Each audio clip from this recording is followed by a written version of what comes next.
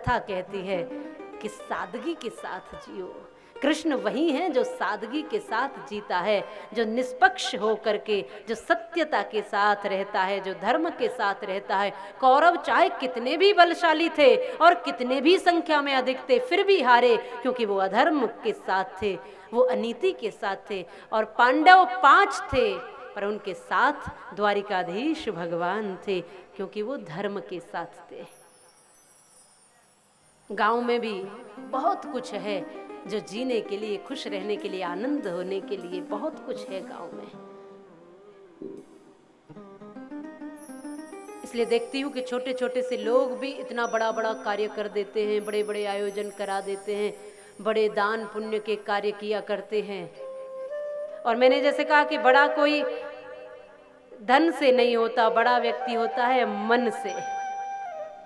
अब कोई कितना भी बड़ा सेठ हो, यदि कभी किसी दान में 2 रुपए भी नहीं देता तो किसका बड़ा है बताइए? अपने आप में बड़ा हो सकता है वो, लेकिन समाज के किसी काम नहीं आता तो समाज के लिए तो कोई बड़ा नहीं हुआ। उदाहरण के लिए आप समझिए माताओं, एक बहुत महंगी सी गाड़ी में से महंगी सी साड़ी पहन करके एक माता उतरी। महंगी सी गाड़ी है, महंगी सी साड़ी है, और एक दुकान पर आई और दुकान पर आकर के कहती है कि भैया अपनी दुकान की सस्ती से सस्ती साड़ी दिखा दो। दुकानदार ने पूछा कि क्यों? क्योंकि मेरी नौकरानी की बेटी की शादी है। जो कोई सस्ती सी हो वो साड़ी दे दो, क्योंकि मेरी नौकरानी की बेटी की शादी है। खुद ने कैसी पहन रखी है? एकदम महंगी, गाड़ी महंगी, साड़ी महंगी, सब कुछ महंगा महंगा, लेकिन दुकान पर आकर क्या कहती है? सस्ती से सस्ती साड़ी दिखा दो, क्योंकि मेरे घर में काम करने वाली नौकरानी की बेटी की शादी है। वहीं थोड़ी देर में उसी दुकान पर एक रिक्शे में चल करके एक साधारण सी बेचारी साड़ी पहनकर, सामान्य सी साड़ी पहनकर एक महिला आई और उसने उसी दुकानदार से आकर कहा कि भैया अपनी दुकान की महंगी से महंगी साड़ी दिखा दो। क्यों? क्योंकि मेरी मालकिन की बेटी की शादी है।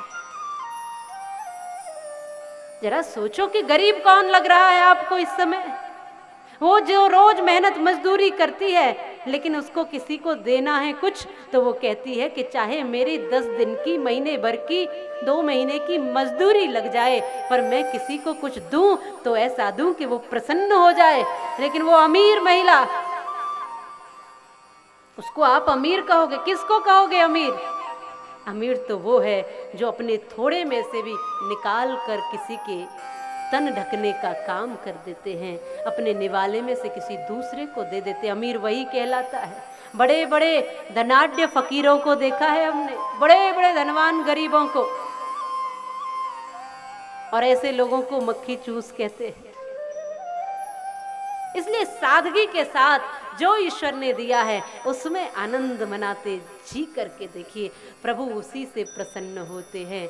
जिसने भी ईश्वर को रिझाया, जिसने भी रिझाया, सादगी से रिझाया। भक्त अर्जुन ने रिझाया, मीरा ने रिझाया, शबरी ने रिझाया, हनुमान जी ने रिझाया। तो कैसे रिझाया?